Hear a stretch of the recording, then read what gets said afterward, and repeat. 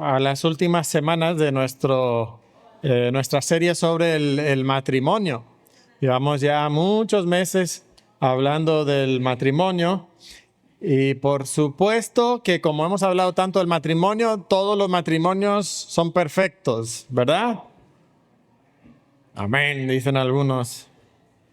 Bueno, seguramente no, pero estoy seguro que cuando hemos descrito lo que la Biblia dice acerca del matrimonio, que lo hemos anhelado, lo hemos visto y hemos dicho, eso es hermoso, eso es bonito. Espero que haya sido tu respuesta. Y la verdad es que sí, es un cuadro muy bonito, ¿verdad? ¿Cómo debe ser la relación matrimonial? Caracterizada por la armonía. Notarán el tema de hoy, consejos prácticos para un matrimonio armonioso. Y así debe ser, desde las primeras páginas de las Escrituras. Génesis capítulo 2, versículos 24 y 25 nos dicen lo siguiente: por tanto, dejará el hombre a su padre y a su madre y se unirá. Nota eso, la palabra unir. Se unirá a su mujer y serán una sola carne. Y estaban ambos desnudos, Adán y su mujer, y no se avergonzaban. Este es el cuadro original de Dios para el matrimonio. ¿Cómo debe ser? Unidad, dejando a padre y madre, nos unimos en matrimonio, no hay nada que nos separe, no hay ninguna situación que nos avergüenza entre nosotros y podemos tener esa armonía. Pero nosotros sabemos que el hombre se rebela en contra de Dios, desobedece su mandamiento, entra el pecado al mundo. Y cuando entra el pecado al mundo, se corrompe la imagen de Dios en nosotros, no se pierde completamente, pero sí se corrompe. El pastor Mario hablaba de esto hace un rato, ¿verdad? Y ahora tenemos que recuperar eso, pero mientras estamos en esa lucha por recuperarlo, luchamos con el pecado, ¿verdad? Los remanentes del viejo hombre siguen en nosotros. Y por eso el título del libro que empezamos a estudiar ya hace meses, ¿verdad? Cuando pecadores dicen acepto, porque aunque hemos sido salvos, seguimos luchando con el pecado, seguimos luchando con esa presencia en nosotros. ¿Y qué hace el pecado? El pecado causa división, el pecado causa separación, incluso dentro del matrimonio. Y en la Biblia vemos que el matrimonio no es siempre tan bonito como Dios lo diseñó para que fuera. Incluso ahí mismo en Génesis, en el capítulo 29, nos describe la situación de Lea, una de las esposas de Jacob. Y dice que concibió otra vez y dio a luz un hijo y dijo, ahora esta vez se unirá mi marido conmigo. ¿Qué es lo que ella aspira a tener? Unidad con su esposo. ¿Por qué lo aspira a tener?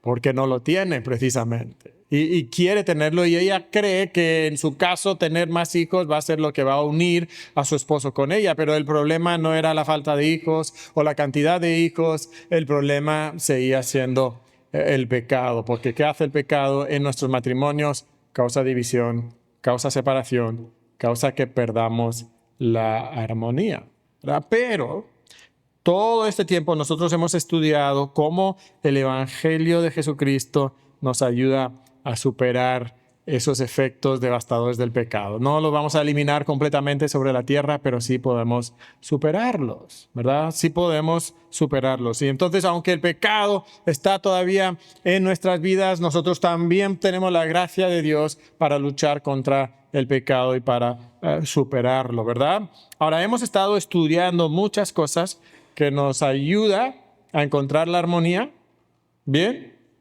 Pero hoy queremos hablar de algunos consejos prácticos y queremos entender el rol de estos consejos. Ahora, cuando hablamos de estos consejos, mucho de material que yo les voy a presentar el día de hoy viene de un matrimonio que se llama los Gottman y ellos no son cristianos. Y entonces van a decir algunas cosas que no siempre son bíblicos, pero mucho de lo que ellos dicen es muy práctico y sí nos puede ayudar. No sé si pueden bajarle un poquito al sonido, está Está retumbando, yo lo estoy escuchando por lo menos, no sé si ustedes. Ok. Entonces, lo que vamos a encontrar en estas enseñanzas es que tienen consejos muy prácticos que son de ayuda para nosotros. Ahora, como siempre, personas inconversas pueden encontrar ciertas verdades y cosas prácticas porque tienen todavía aspectos de la imagen de Dios en ellos. Entonces son inteligentes, ven el mundo que Dios ha creado y lo entienden, pero nunca van a llegar a una solución profunda y verdadera.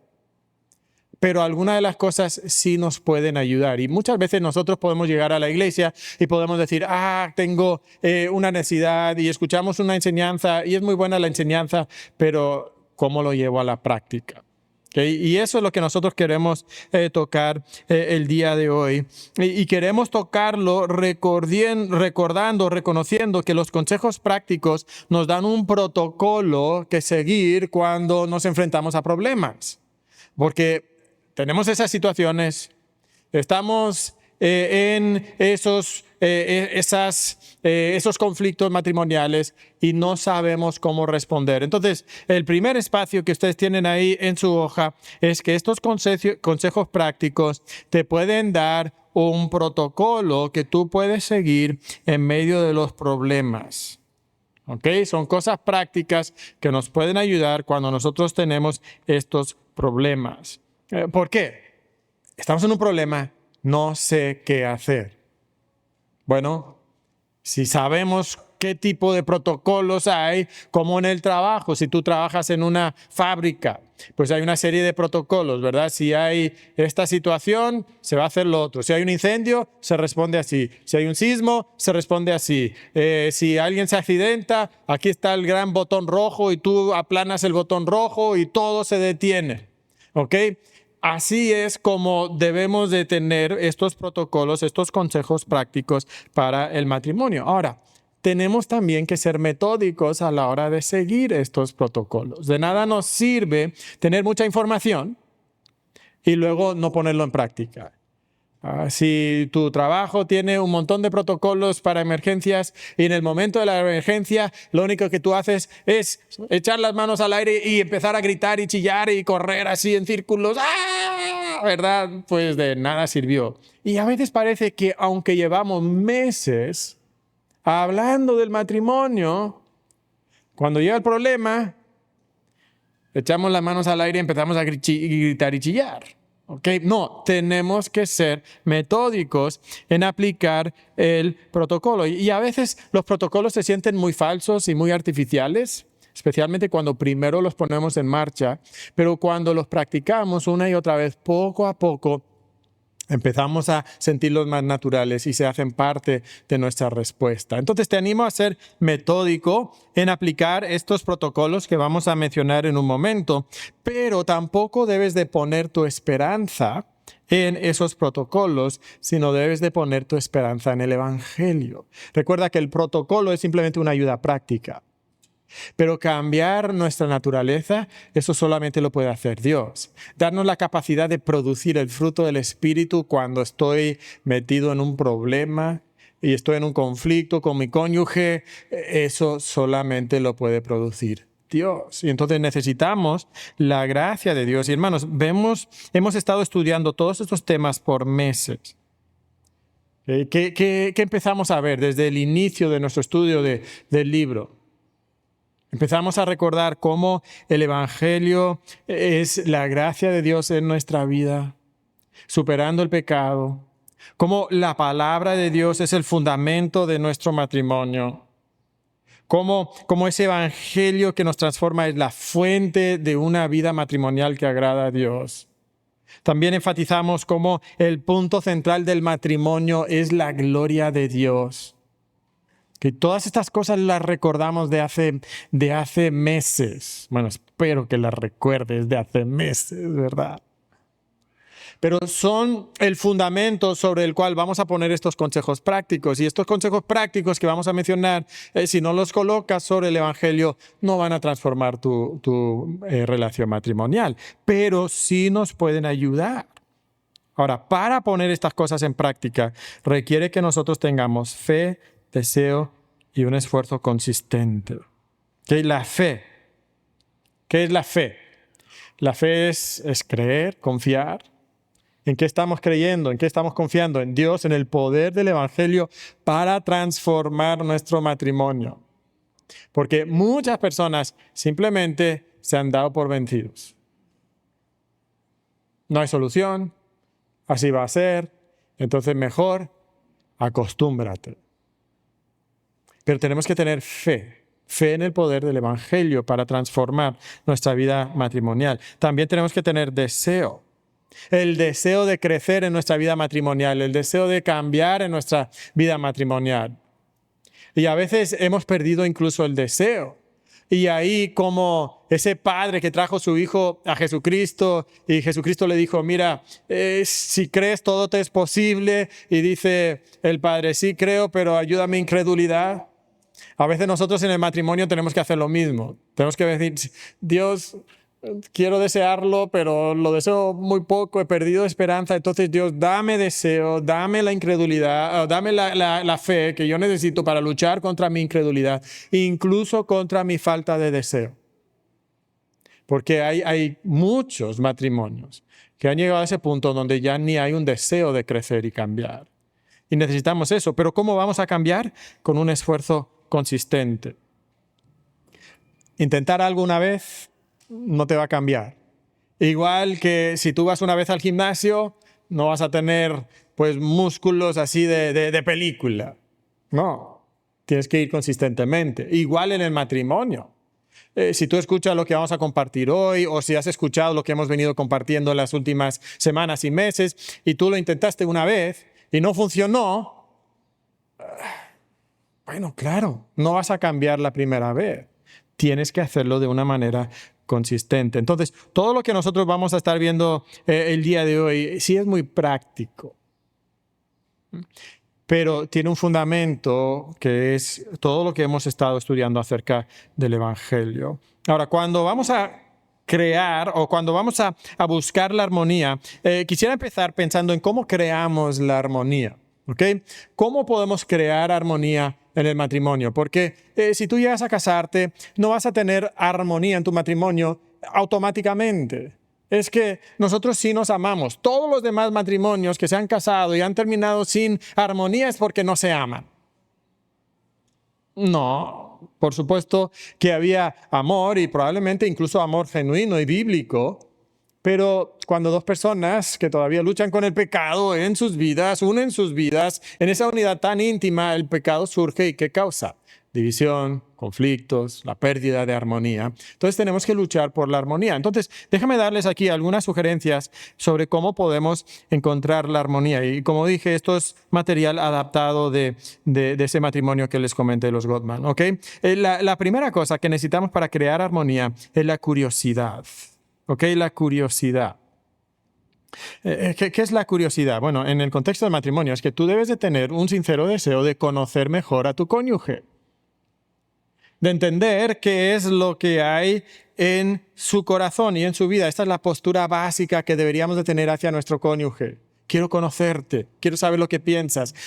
Los novios. Cuando están en el noviazgo, no hay tiempo suficiente como para estar juntos y hablando y están hora tras hora tras hora. Y cuando no están juntos, están mensajeándose porque quieren conocerse más y más. Y algo sucede con el paso del tiempo. Nos casamos y las presiones de la vida, a veces los conflictos. Poco a poco vamos perdiendo la curiosidad. A veces es porque pensamos que ya conocemos a la persona. Pues llevo tantos años casado con ella, pues entonces debo de saber cómo es. Pero tu cónyuge está cambiando y creciendo, entonces puede ser que lleves 20, 30, 40 años y esa persona va a ser una persona diferente cada vez. Entonces nuestra postura básica debe de ser de curiosidad y algo que va a crear armonía es que tú hagas preguntas abiertas que permiten exploración. Permiten que tú explores los deseos, los conocimientos, los sueños que tiene tu cónyuge. Y muchos matrimonios interactúan a un nivel monosilábico. Todo es sí, no, allá. Bueno, esas son 2 sílabas, ¿verdad? A veces, ok, no es monosilábico, pero sí es muy superficial. Oye, ¿dónde está tal cosa? Ah, lo puse en el closet, en la parte de arriba, mano derecha. Así. El carro, hay que ponerle gasolina. Ok. Y ya. No se conocen realmente, aunque hablan de las cosas cotidianas de la vida. Que debería de haber en nosotros una curiosidad por saber qué piensa nuestro cónyuge. Luego también debe de haber correspondencia. ¿Ok? Correspondencia. Correspondencia porque nuestro cónyuge en un matrimonio sano va a estar haciéndonos invitaciones de establecer conexiones. Y esto puede suceder muchas veces en el transcurso del día. Estamos hablando aquí de cosas muy pequeñas a veces, pero hay una oportunidad o de conectar o hay una oportunidad de crear más distancia. ¿Okay? ¿Cómo sucede esto en cosas pequeñas? Puede ser que tu esposa está en la ventana y mira y dice, mira qué pájaro tan bonito. Y en ese momento tú tienes la oportunidad de responder y hacer una conexión con ella, o tú tienes una oportunidad de rechazar esa conexión. Entonces una respuesta de conexión sería, sí. Entonces te levantas, vas a la ventana y ves el pájaro bonito con ella. Otra respuesta, ¿cuál sería? Y tú sigues con lo tuyo. Tú acabas de rechazar esa conexión con ella, aunque es algo muy, muy simple. Está en el teléfono. Oye, mira este video tan gracioso que vi.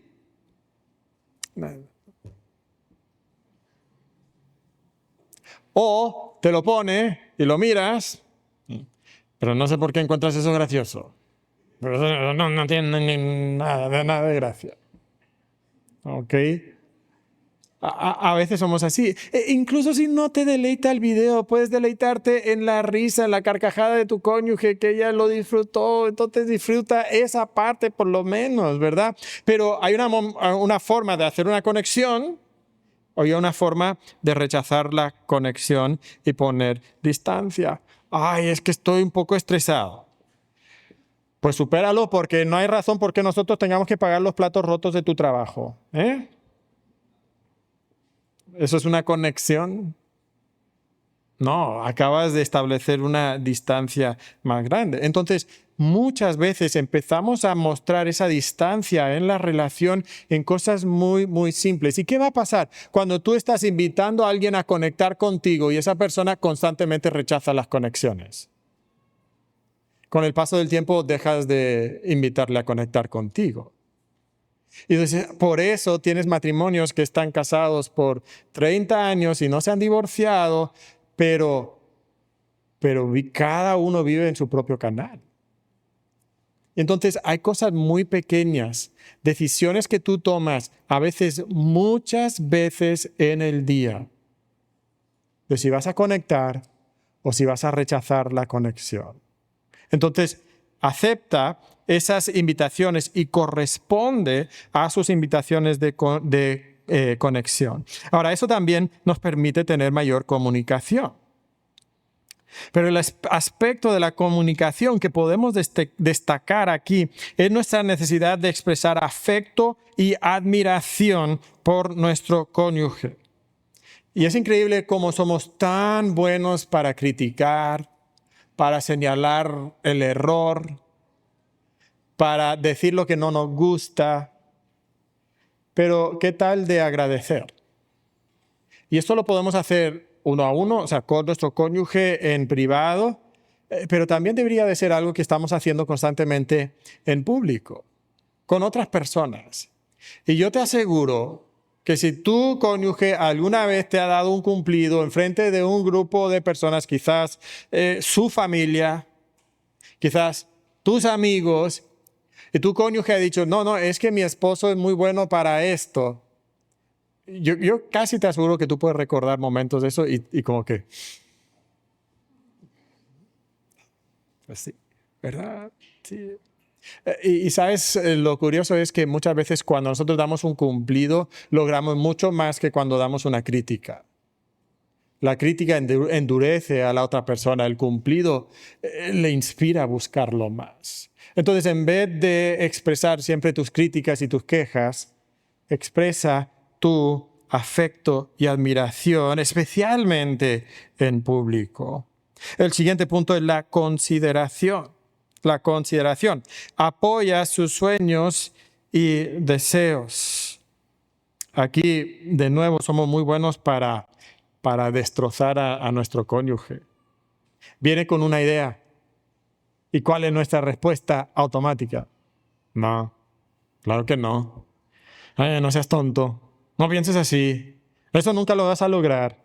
Entonces, de inmediato estamos aplastando a nuestro cónyuge. Y sabes, todos nosotros luchamos con la inseguridad hasta cierto punto, especialmente en esa relación que es tan íntima.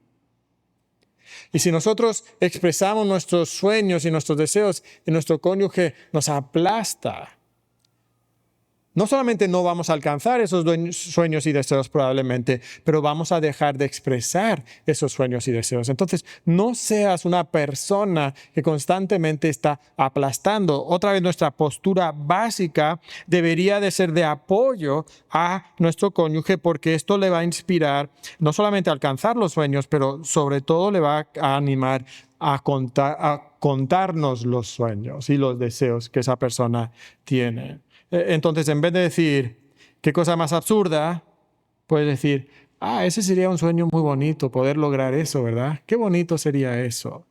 A veces podemos darle oportunidad para desarrollar las habilidades para poder intentar alcanzar esos sueños. Entonces debemos de mostrar esta clase de consideración con nuestro cónyuge y también debemos de buscar la creación de metas y creencias compartidas. Debemos de construir metas y creencias compartidas. Y mucho de esto se va a construir por medio de la comunicación profunda, constante, donde tú dices lo que tú piensas, yo digo lo que yo pienso y constantemente estamos buscando entonces compartir las mismas ideas. Pero sabes, a veces esto se construye de manera más simple y es de tener actividades en conjunto, hacer cosas juntos. Porque muchos matrimonios no hacen cosas juntas. Bueno, comen, se acuestan, se levantan y es casi lo único que hacen juntos. El resto del día cada quien va por su lado. Pero ¿qué de esos nexos que se hacen cuando nosotros hacemos actividades en conjunto? Vamos al Top Golf, algunos de ustedes han ido al Top Golf, ¿verdad? Y los dos hacemos el ridículo, pero nos reímos y regresamos y hay una experiencia compartida y hemos creado un nexo alrededor del Top Golf, ¿verdad? Quizás los dos hicimos la tirolesa más grande de México. ¡Qué divertido fue eso! Quizás enseñamos la clase de niños en la iglesia juntos. Establecimos ahí un nexo, hay memorias, hay algo que hicimos en conjunto que ahora fortalece nuestra conexión, nuestro vínculo. Y tristemente, muchas veces hay muy pocos vínculos matrimoniales porque no compartimos esta clase de experiencias. Entonces, busca esta clase de experiencias compartidas. Otro elemento aquí es la confianza. En un matrimonio no puede haber confianza entre los cónyuges si no hay un compromiso con el matrimonio. Si los dos no están comprometidos, hay pocas cosas que van a dañar tanto el matrimonio como esas sutiles amenazas y a veces no tan sutiles amenazas de abandonar el matrimonio. Un matrimonio cristiano nunca debería de usar el divorcio o la separación como una herramienta de manipulación en un conflicto. No, hemos hecho un pacto delante de Dios y entonces vamos a honrar ese pacto y eso va a demostrarse con el compromiso que nosotros tenemos al matrimonio. Entonces puede ser que estamos teniendo problemas, pero yo sé que mi esposa está comprometida a este matrimonio y mi esposa sabe que yo estoy comprometido con el matrimonio y no vamos a permitir que nada destruya el matrimonio. Vamos a superar estos problemas. Entonces tenemos que demostrar ese compromiso y a veces eso se va a demostrar en cosas más prácticas, como a qué le damos prioridad.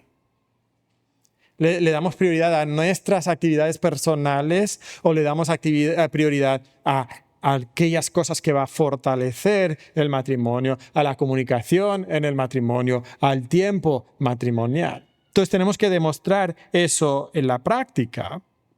Y luego tenemos que aprender a manejar el conflicto. Tenemos que aprender a manejar los desacuerdos. Y tú pudieras pensar, bueno, si haces las primeras 6 cosas, pues no vas a tener nunca conflictos. Pero otra vez, somos personas que luchamos con el pecado, tenemos una naturaleza que todavía es atraída por el mal y entonces de repente hay conflictos. ¿Sabes? Aún el matrimonio más maduro en su fe, en ocasiones va a tener desacuerdos y uno o los dos va a no dar el fruto del Espíritu, sino que va a dar el fruto de la carne en alguna situación. Entonces tenemos que aprender a manejar estas cosas, a manejar estos conflictos. Y la verdad es que muchas veces hay conflictos y tenemos que aprender a superar estos conflictos. Y vamos a usar un término un poquito diferente, ¿ok? Pero tenemos que aprender a superar el impasse.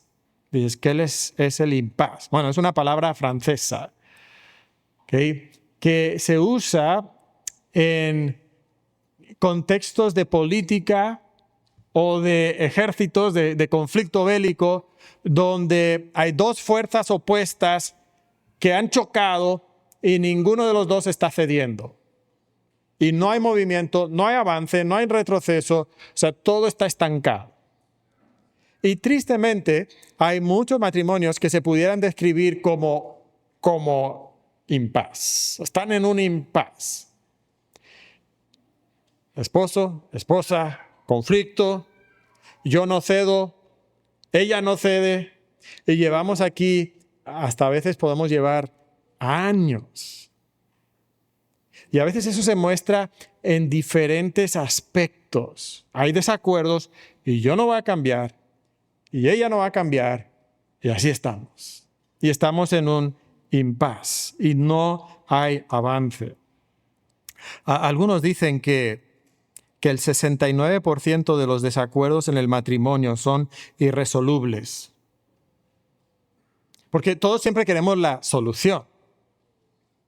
Bueno, hasta casi un 70% de los problemas en el matrimonio no tienen solución en el sentido de que los dos nos vamos a poner perfectamente de acuerdo y ahora lo vamos a ver exactamente igual.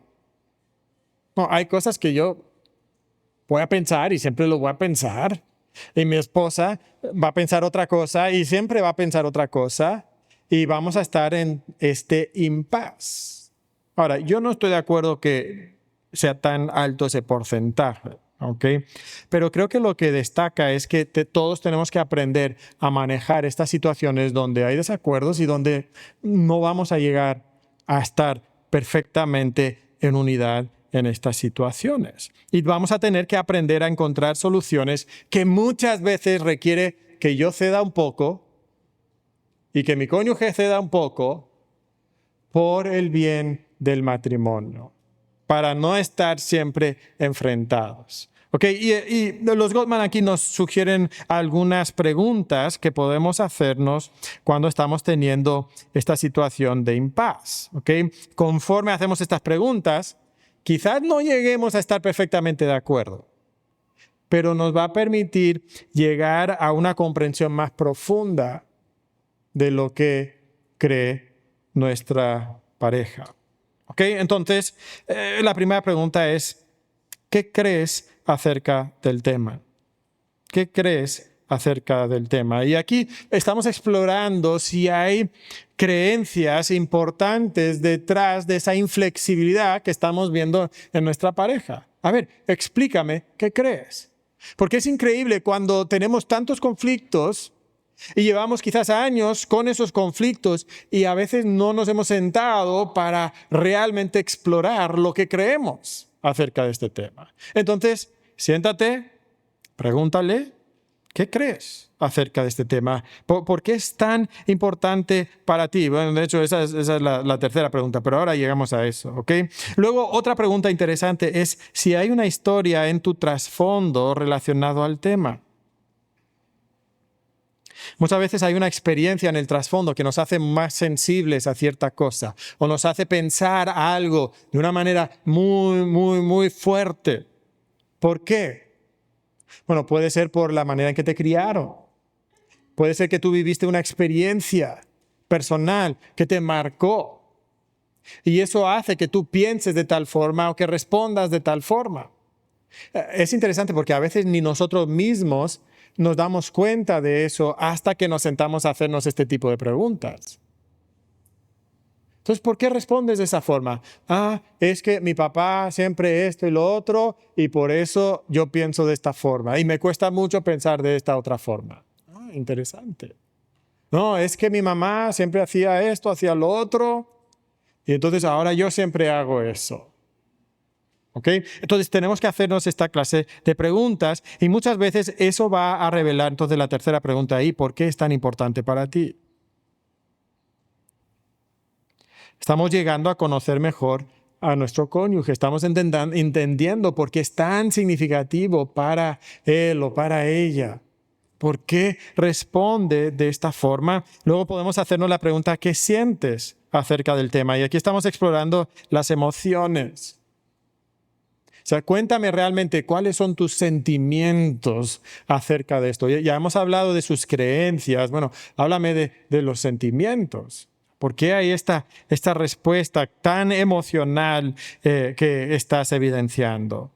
Otra pregunta sería, ¿cuál sería el desenlace soñado? ¿Qué es lo que tú desearías? Si pudieras describir el cuadro perfecto, que estamos enfrentados sobre un tema, no llegamos a un acuerdo, que si tú pudieras diseñar la solución perfecta, ¿cómo sería eso para ti? Y entonces empieza a decirte, yo quisiera esto.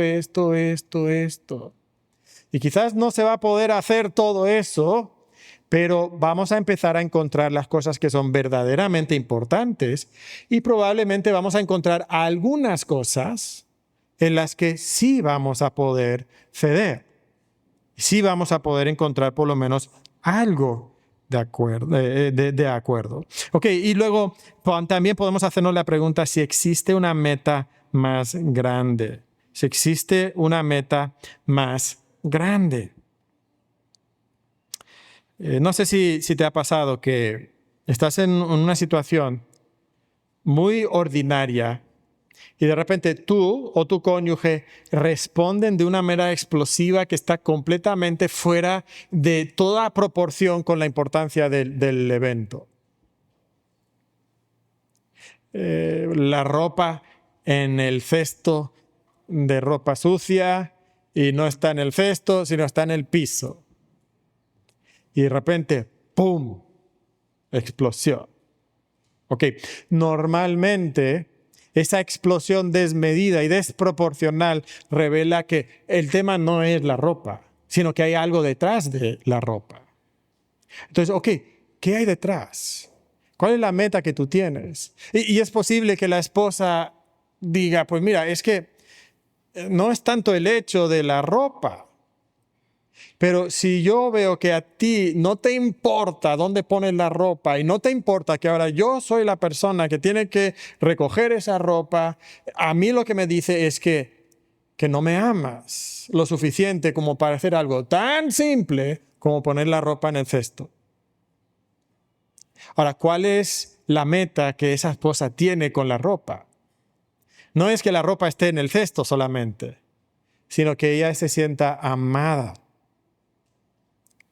Que vea que su esposo le aprecia tanto que está dispuesto a sacrificar en algo tan sencillo como poner la ropa donde debe de ir. Entonces ya hemos descubierto la meta que está detrás de lo que la esposa le está pidiendo. Ahora, es posible que no vayamos a llegar a un acuerdo. Y es posible que tengamos que ceder poco a poco en algunos aspectos. Y puede ser que lleguemos a decir, ok, tú piensas esto, yo pienso lo otro. Está bien. Pero teniendo esta clase de conversaciones vamos a comprender más lo que está en el mente y el corazón de nuestro cónyuge. Ahora, como cristianos, creo que hay dos preguntas que deberíamos de hacernos que deberían de influir en nuestras decisiones sobre todos estos temas. Sí, y la primera pregunta es, ¿qué dice Dios acerca del tema? Porque al final del día no importa tanto lo que yo pienso acerca del tema, lo que yo siento acerca del tema, lo que yo deseo acerca del tema, sino lo que Dios dice acerca del tema. Y en algunas de estas cosas hay cosas que Dios sí nos da información que influye, que cambia. Entonces, es verdad que la Biblia no dice que el esposo debe colocar su ropa sucia en el cesto de la basura no. Es el pantalón de Mario, ese sí, pero no, en el cesto de la ropa sucia. La Biblia no dice eso, pero la Biblia habla de amar a la esposa, de servir a la esposa, de sacrificarse por la esposa. La Biblia sí habla de eso, ¿verdad? Entonces, cuando tomamos en cuenta lo que Dios dice, quizás va a cambiar las decisiones a las que llegamos. Y también una pregunta que deberíamos de hacernos es, ¿qué quiere hacer Dios en tu corazón a través de esta situación? ¿Qué quiere hacer Dios en tu corazón a través de esta situación? Dios siempre está haciendo algo. Y lo que siempre está haciendo es desarrollando la imagen de Cristo. Y otra vez Mario predicó acerca de eso hace un momento. Entonces, en ese conflicto, lo más importante no es quién tiene la razón y quién va a salir ganando, sino lo más importante es qué está haciendo Dios para transformar tu carácter y hacerte más como Cristo. Entonces, puedes hacerte esa pregunta también al considerar un impasse, una situación donde nadie cambia. Ok, en el primer punto hablamos de crear armonía. Este es el primer punto. En el segundo, dijimos que a veces hay desacuerdos donde simplemente no nos ponemos de acuerdo y parece que ninguno de los dos está dispuesto a cambiar. Bueno, ahí tenemos un protocolo, unas conversaciones que podemos tener que nos van a ayudar a por lo menos entender mejor a nuestro cónyuge y probablemente llegar a algún tipo de solución, por lo menos parcial. Pero hay ocasiones donde no hay armonía, y donde ese impasse ya no es solamente la parálisis del status quo, sino que ha habido una explosión de magnitud 7.5 en la escala Richter, ¿verdad? Un conflicto, un pleito y hasta cero. Entonces, ¿qué necesitamos hacer? Bueno, necesitamos hacer el post-mortem. ¿Sabes lo que es el post-mortem, no? Post-mortem son los exámenes que se hacen después de que alguien fallece, como autopsia sería uno de esos estudios que se puede hacer, ¿verdad? Y es la evaluación de qué pasó, por qué llegamos a esta situación. Y sobre todo queremos saber cómo evitar que esto suceda. Ahora, ¿por qué debemos de hacer el post-mortem? ¿Cuál es la reacción de casi todos nosotros cuando hay un conflicto fuerte? Ya pasó, mejor no lo hablamos, lo dejamos en el olvido y seguramente no volverá a pasar. Claro. No, el hecho de no hacer un post-mortem, de no estudiarlo y no pensarlo y no hablarlo a fondo, solamente garantiza que va a volver a pasar. Entonces tenemos que hacer este estudio. Ahora, también tenemos que hacer este estudio como el médico forense hace la autopsia. No lo hace en la avenida, después del choque, con todo el mundo alrededor y de inmediato. No, ¿qué hace? Pues llevan el cadáver, lo llevan y hacen todo en frío, ¿verdad? Lo hace de manera muy analítica, lo hace de una manera muy científica. Y nosotros muchas veces cometemos el error de intentar hacer el post-mortem de inmediato después de la pelea. No, hay que bajar los ánimos. Hay que tranquilizar el asunto, hay que hacerlo de una manera fría y analítica. Y entonces, cuando ya estamos listos, cuando ha pasado tiempo y nos hemos tranquilizado, entonces, ahora sí podemos sentarnos y hacer este post-mortem, ¿ok? ¿Cómo lo vamos a hacer? Bueno, uno a la vez, los dos cónyuges van a hacer este mismo proceso. Que primero van a describir las emociones que sintieron en el momento del conflicto. Describe tus emociones.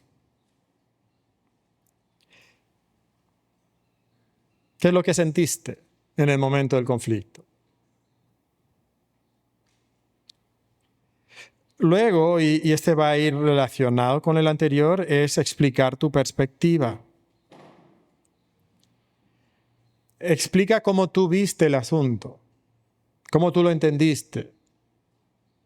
Ahora, noten dos cosas. Primero, esta es tu perspectiva. Tú no tienes un conocimiento omnisciente de la situación, ni eres perfectamente objetivo acerca de la situación. Entonces, tú solamente puedes dar tu perspectiva acerca de la situación. Entonces, en este punto, tú vas a usar mucho la palabra yo.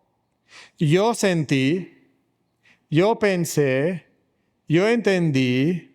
Estas son las cosas que tú vas a estar explicando. Normalmente nosotros lo convertimos como en un tipo de ataque. Es que tú hiciste tal cosa y tú lo hiciste por esta razón y entonces el ataque va hacia afuera. No, aquí tú vas a decir, ¿cuándo pasó esto? Esto es lo que yo sentí. Esto es lo que yo pensé.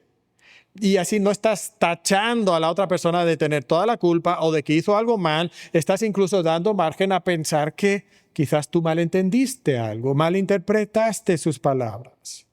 Entonces aquí vas a explicar tu perspectiva. Entonces ya no vas a decir tú hiciste, tú dijiste, sino yo pensé, yo sentí, yo entendí. Ahora también puede ayudar aquí a identificar los detonantes. Otra vez ya dijimos que a veces hay una explosión que es mucho más grande de lo que merece el tema. Bueno, ¿qué hizo que detonara esa situación? Aquí otra vez debe haber curiosidad. Yo quiero entender, ¿por qué mi esposa reaccionó de esa forma? ¿Qué hay detrás de esa reacción? Entonces, tengo esa curiosidad. Y a veces hay detonantes de tu trasfondo. Quizás el esposo dice, es que siempre me molestó que mi madre despreciaba a mi padre y le faltaba el respeto y hacía comentarios en público.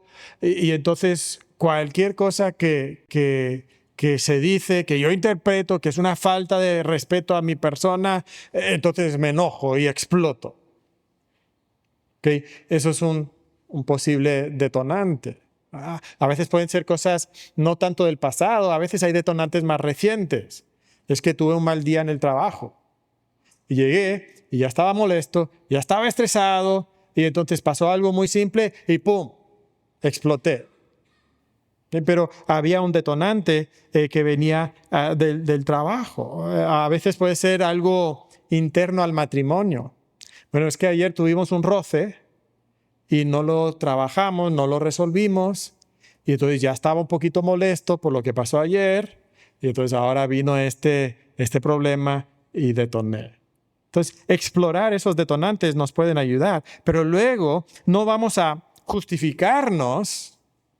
Es que mi papá siempre y mi mamá siempre eran así, entonces por eso yo soy así. No, yo acepto mi responsabilidad. ¿Okay? Yo acepto la responsabilidad por mis acciones, mis actitudes y mis palabras. A veces nos gusta hacernos la víctima. Es que yo soy víctima de cómo eran mis papás. O es que yo no soy el culpable porque es que es lo que tú hiciste. Yo exploté por lo que tú hiciste. No, tu cónyuge nunca te puede hacer explotar. Si tú explotas es porque tú escogiste explotar. O sea, es tu decisión. Si tú dijiste esas palabras hirientes, no es por culpa de tu cónyuge. Porque si tú eres hijo de Dios, tú tienes el Espíritu de Dios morando en ti y tú siempre puedes producir el fruto del Espíritu. Tú tienes el empoderamiento del Espíritu. ¿Ok? Entonces nunca es culpa de la otra persona. Entonces tú necesitas aceptar tu responsabilidad. Y hermanos, casi en cualquier conflicto hay responsabilidad que cae en los dos. Casi nunca hay un conflicto donde toda la culpa la tiene el otro. Puede ser en algunas situaciones. Pero en la mayoría de las situaciones sí puede haber alguien que es más responsable, que tiene mayor dosis de culpa, pero el otro también tuvo la culpa de cómo respondió a esa situación. Entonces tenemos que aceptar la responsabilidad por nuestras acciones. No vienen de nuestro pasado, no vienen por las acciones de otra persona, vienen de nuestro corazón. Entonces yo acepto esa responsabilidad. Y luego podemos también señalar una cosa que ellos pueden cambiar y una cosa que yo puedo cambiar. ¿Okay? Entonces llegamos al final del post-mortem para evitar que esto suceda otra vez. Pues mira, quizás el esposo dice, pues mira, yo voy a no ser tan sensible con comentarios que pudieran hacerme quedar mal. Eso es lo que yo voy a hacer. Yo no voy a evitar juzgar tus intenciones, de que tú lo haces para hacerme ver mal. Entonces la esposa pudiera decir, bueno, yo voy a ser más cuidadosa con mis comentarios y también voy a intentar ser más paciente cuando veo que te estás empezando a molestar y no decir que eres un niño inmaduro y inseguro. ¿Ok? Entonces los dos están poniendo de su parte para que ahora evitemos estas situaciones incómodas. Ahora, durante esta conversación, no vale defenderse. Mientras tu cónyuge está hablando, tú no puedes defenderte. Solamente debes de escuchar y validar. Nuestra reacción natural es defensa. ¿Okay? Pero, ¿cuál es el problema? Cuando yo empiezo a defenderme, no comprendo lo que hay en el corazón de mi cónyuge. Porque de inmediato yo cierro la puerta a esa comunicación. No. Es que yo no lo dije para hacerte quedar mal. Eso es culpa tuya. Eso es porque tú lo ves así, porque tú eres inseguro. Eso es por culpa de tu mamá. Eso no tiene nada que ver conmigo. Y empezamos a señalar la culpa de es tu esposo, es otro. No, pero yo no. ¿Okay? No debemos de defendernos. También cuando nos defendemos dejamos de aceptar nuestra responsabilidad. No, acepta la responsabilidad. Acepta tu responsabilidad. Pero luego también escuchar y validar. ¿Qué significa validar? Bueno, darle validez a lo que tu cónyuge está pensando. Entonces, deberías de decir cosas como, no lo había visto así. Ahora comprendo por qué respondiste de esa manera. No estás diciendo que tuvo razón en su respuesta, pero estás diciendo que ahora estás comprendiendo su respuesta. Podrías decir, claro, me imagino cómo te pudiste sentir. Otra vez, no estás dando razón, pero sí estás entendiendo mejor lo que esa persona está sintiendo. Y cuando nos defendemos, siempre el pleito continúa.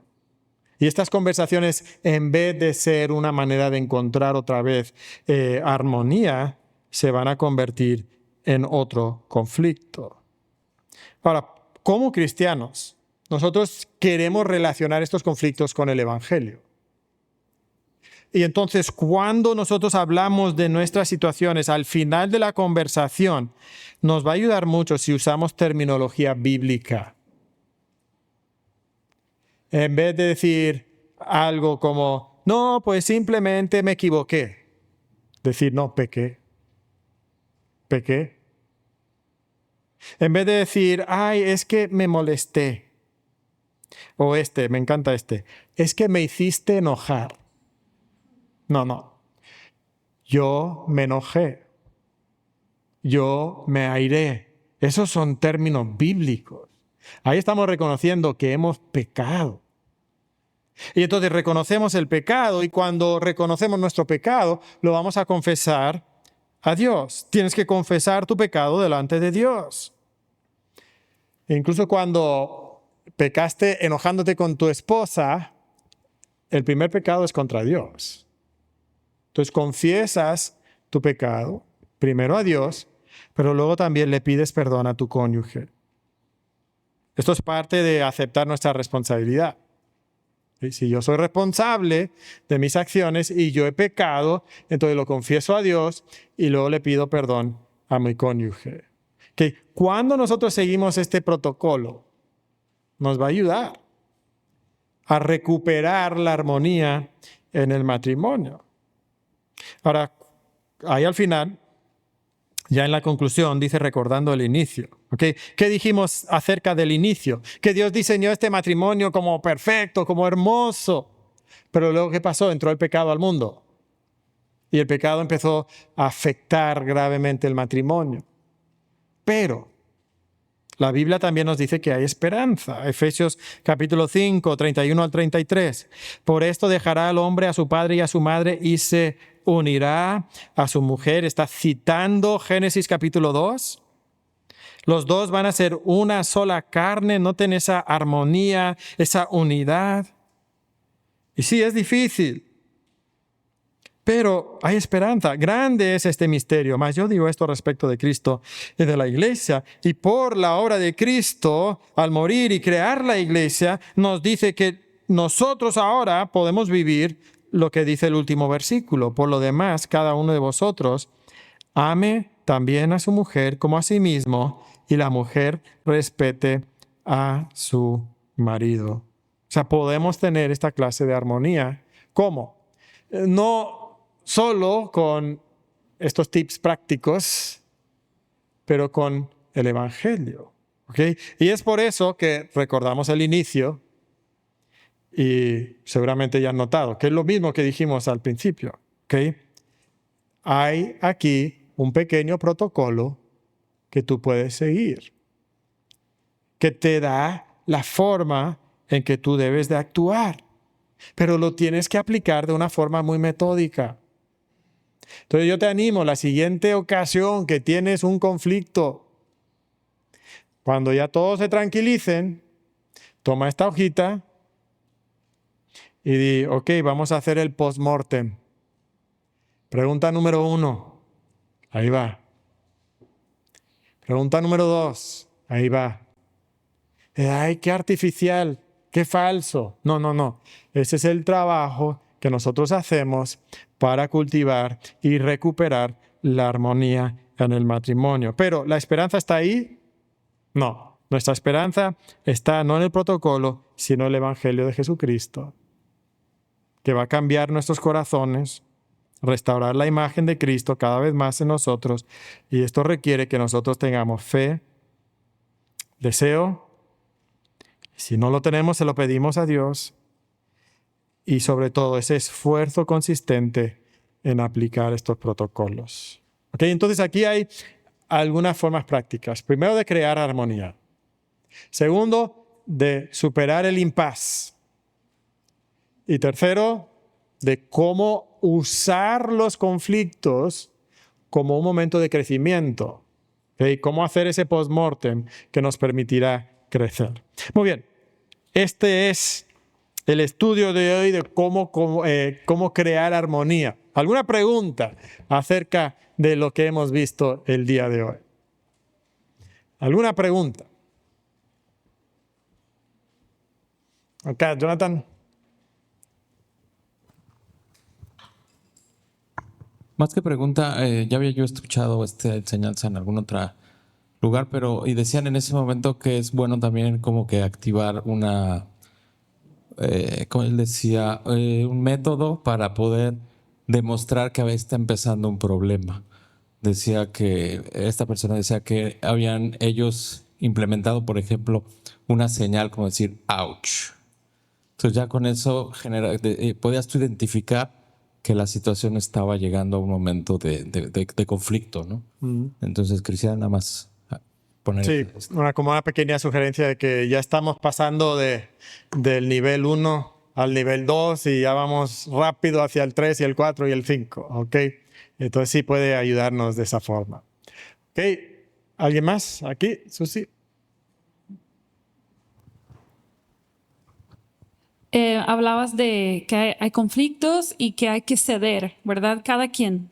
Pero entonces, ¿dónde entran los roles bíblicos? Porque una esposa podría pensar, pues es que yo cedo, pero él también tiene que ceder. ¿Cuándo ya es un momento de decir, bueno, él es el líder, la esposa no tiene que a lo mejor estar de acuerdo, de pensar como él, pero cuándo es ese momento de que se convierte ya en un momento de sumisión? Sí, obviamente si el esposo se aferra a alguna situación, ¿verdad? Sí es el líder, pero él necesita también esta otra parte. A veces los hombres somos muy buenos para decir, no, aquí mando yo soy la cabeza, entonces se va a hacer lo que yo diga, y somos muy insensibles a las necesidades de la esposa cuando tomar esa clase de decisiones, hermanos, tomar esa clase de decisiones donde tú dices, yo soy el hombre, yo decido y punto. Eso debería ser algo extremadamente inusual. Extremadamente inusual. Que el líder sabio trabaja con la persona, con las personas que están bajo su liderazgo, busca crear consenso y solo en situaciones extremas toma esa clase de decisiones, ¿ok? Pero sí, eso sí resalta esa otra parte, que en ocasiones las esposas van a tener que reconocer que sí, el esposo es cabeza del hogar, especialmente en lo espiritual, ¿ok? Especialmente en lo espiritual y en la provisión material, pero sí toma ese rol de liderazgo y a veces va a tener que aceptar la decisión de su esposo. Y eso no quiere decir que entonces tiene que creer exactamente, mi esposo dice tal y entonces yo lo creo tal cual. Simplemente tiene que someterse voluntariamente, alegremente al liderazgo de su esposo.